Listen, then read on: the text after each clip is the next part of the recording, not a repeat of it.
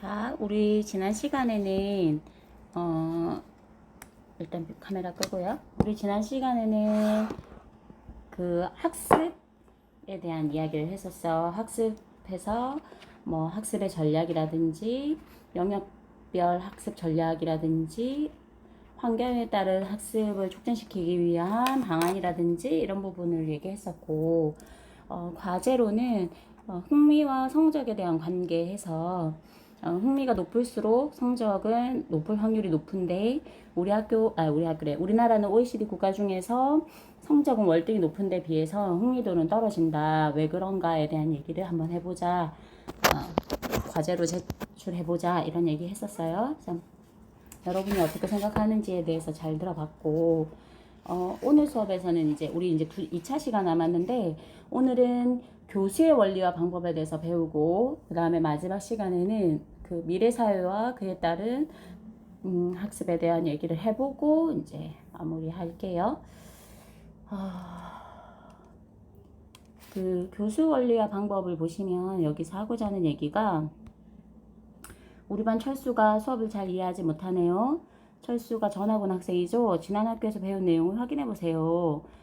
철수는 성격이 내성적이라 말을 잘하지 않아요. 철수의 성격과 이전 학습 내용을 안다면 철수에게 효과적인 수업이 가능하지 않을까요? 라고 얘기를 하고 있는데, 핵심은 학생 개개인에 대한 파악이 이루어져야지만 의미 있는 교수가 일어난다, 뭐 이런 얘기인데, 교수라는 건 가르친다.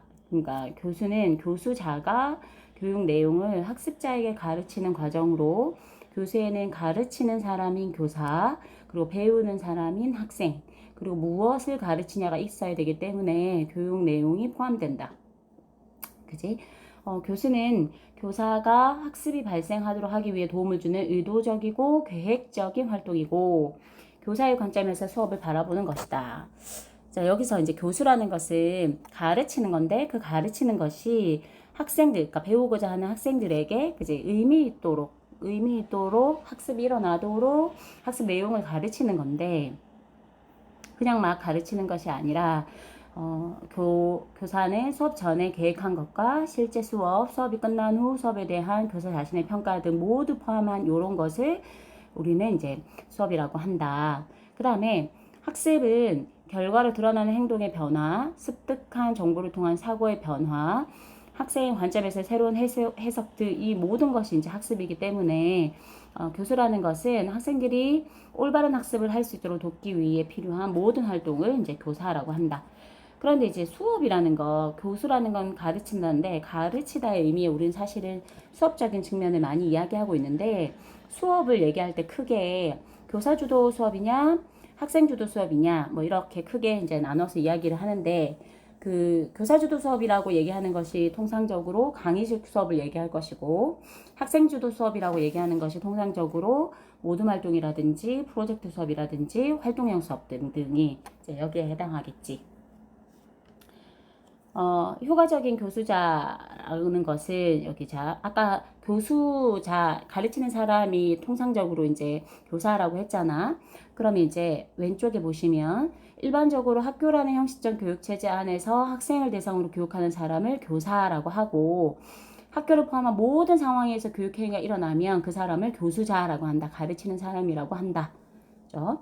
학생들을 가르치는 일은 교사의 가장 중요한 업무고, 그러니까 교과에 대한 풍부한 지식을 가지고 교과 지식을 가르치는 것, 그것이 효과적인 교사다.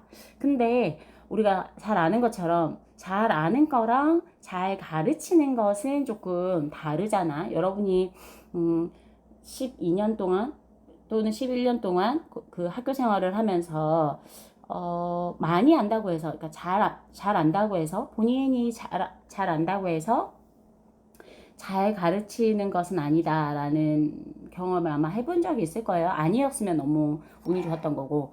그래서 여기서 단순히 교과와 관련한 많은 지식을 알고 있다는 것이 잘 가르친다는 것으로 연결되는 것은 아니다. 즉, 필요 조건이지만 충분 조건은 아니다. 즉, 교과를 잘 안다는 것은 교사가 가르치는 교과 내용에 대해 많은 경험과 지식을 가지고 있다.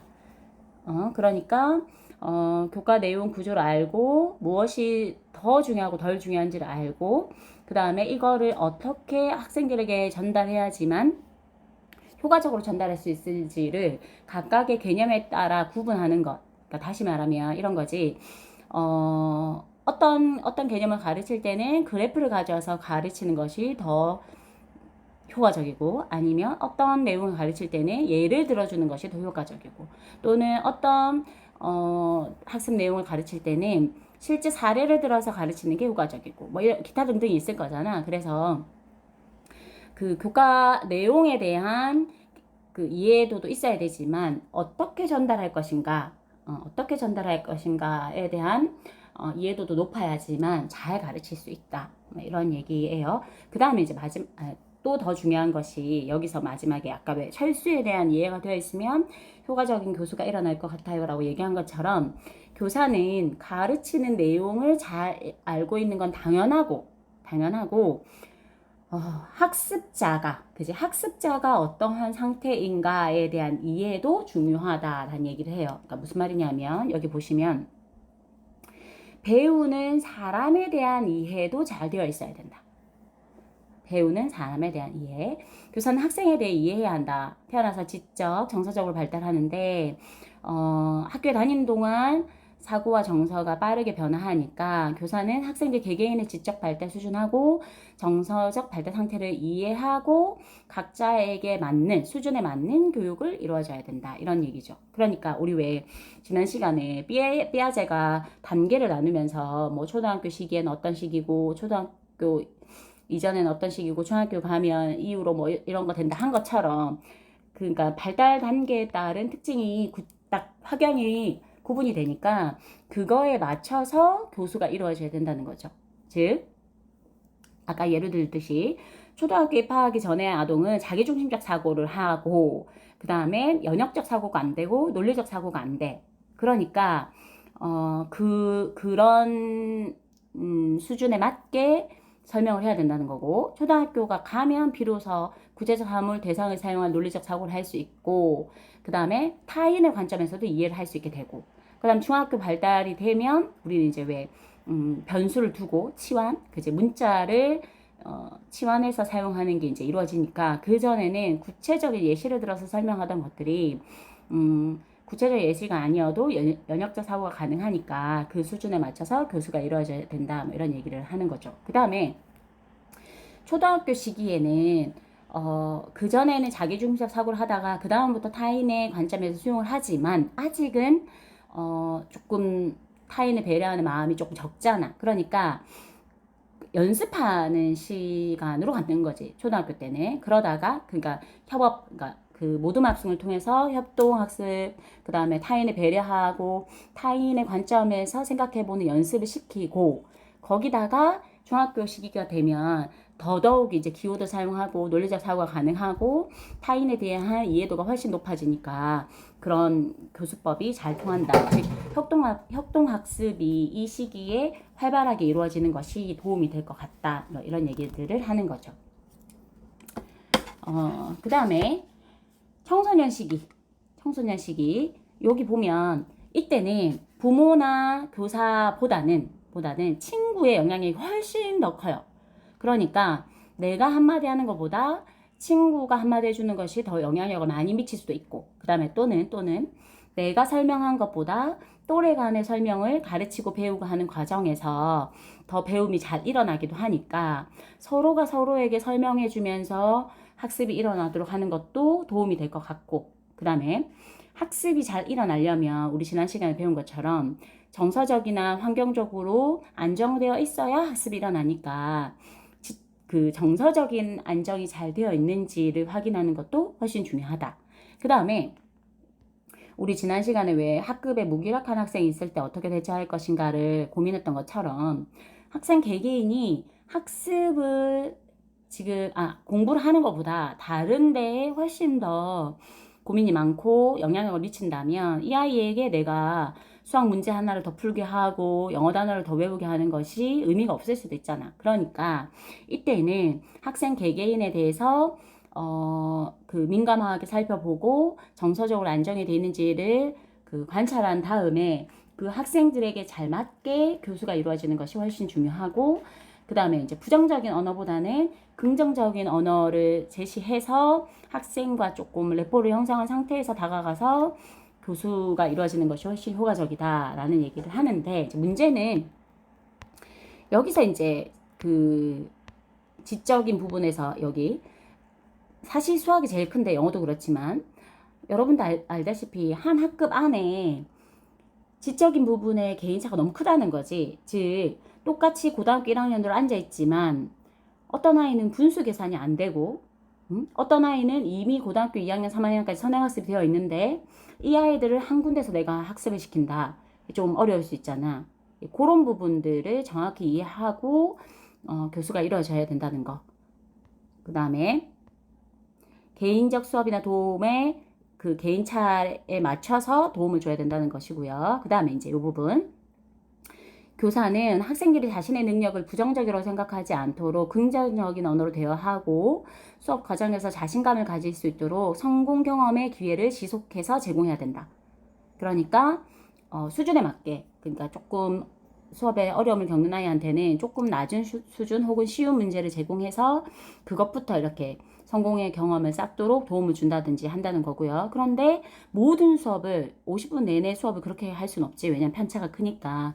그러니까 적절하게 이제 섞어가면서 수업을 한다는 것이고, 무조건적인 칭찬보다는 학생의 현재 수준을 정확하게 진단하고 그에 알맞은 도움을 제공해 주는 것이 학습에 더 효과적이다. 뭐 우리 이제 잘 아는 거잖아요. 애들은 이게 진짜 영혼 없이 칭찬을 하는지 아닌지를 다 구분할 수 있으니까 그거에 주의해서 교수가 이루어져야 된다. 뭐 이런 설명을 하고 있습니다. 그 다음에 교수 기술 구사 능력에서 모든 교사가 교과서를 그대로 전달하지 않거든요. 그러니까 무슨 말이냐면 뭐 예를 들어서 교재연구를 통해서 뒤에 있는 내용을 지금 이 개념하고 조금 더 연결해서 설명하는 게 더 전달이 잘 될 것 같다 하면 교육과정을 재구조화 시키는 거죠. 처럼 교과서에 있는 지식을 어떻게 정리하고 쉽게 풀어서 학생들에게 가르칠 것인지에 대한 계획이 있어야 되고, 그 다음에 아까 얘기한 것처럼 어떤 내용을 가르치냐에 따라서 다른 방법을 쓰는 것처럼 내용을 효과적으로 가르치기 위한 실제적인 교수 기술을 구사할 수 있는 능력을 갖춰야 한다. 그 다음 학생 개개인의 특성에 맞게 교수 기술을 다르게 구사해야 되는데, 효과적인 교수 기술에는 다음과 같은 게 있다 해서 학생의 흥미를 유발하는 말과 행동하기, 수업 시간을 적절히 배분하기, 학습자의 주의 집중 유도하기, 다양한 예를 제시하기, 효과적으로 전달하고 관련된 질문을 하고 얼마나 이해하고 있는지를 점검하고 관찰하기. 그렇게 해요. 그러면 이제 사실은 우리가 수업을 받을 때 선생님들이 어떻게 수업을 하고 있지를 돌이켜 보시면 대체로 이러한 것들을 다 사용하시면서 수업을 대부분 하고 계실 거야. 실제로 이제 나 같은 경우에 나를 예로 들어 보면 학생의 흥미를 유발하기 위한 말과 행동이라는 것이 지금 내가 적분, 미적분을 가르치는데 뭐 적분 개념을 설명할 때 구분구적이라는 단어를 써야 되는데 구분구적이라는 단어 자체가 한자어니까 좀 불편해한다. 그러면 아이들이 쉽게 받아들일 수 있는 뭐 과자, 왜 에이스, 프링글스 가지고 잘게 쪼갠 조각들을 모아온다라는 걸 설명한다거나 수업 시간에 적절히 배분하기 같은 경우도 우리 학교 아이들은 사실은 조금 뭐 50분 수업이 조금 힘들어하는 아이들이 많기 때문에 50분 내내 집중해서 수업하기보다는 선택과 집중을 통해서 바짝 공부를 하고 그 다음에 일부는 아이들이 풀어주는 시간, 자기 혼자 스스로 풀 수 있는 시간을 주고 그 다음에 마무리할 수 있는 시간을 좀 준다든지, 그 다음에 학습 내용과 관련된 다양한 예는 뭐 당연히 선생님들이 예를 들어 설명하실 것 같고, 요게 이제 포인트인데 학생의 이해 정도를 관찰하고 점검하기인데 요게 사실은 조금 어려워요. 그러니까 무슨 말이냐면 선생님들이 흔히 학생들의 대답을 유도하는 경우가 되게 많잖아. 맞죠? 뭐 이거는 뭘까요? 뭐 이런 거. 근데 그게 사실은 이해 정도를 관찰하기 위해서인데 아이들은 알아도 대답을 안 하기도 하고요. 귀찮거나 아니면 옆에 친구들 눈치가 보여서. 그 다음에 사실 잘 이해가 안 되지만 내가 지금 이해가 안 된다고 하면 시간을 끌고 그게 좀 미안하고 눈치가 보여서 이해되는 척 하기도 하거든요. 그래서 요게 사실은 관록이 좀 필요한데, 경험이 필요한데, 이런 경우에는 이제 그 아이들 사이사이를 좀 돌아다니면서 문제를 풀거나 필기를 하거나 아니면 간단한 질문을 던져서 진짜로 이 아이가 이해하고 있는지를 살펴보고 갈 필요가 있어요.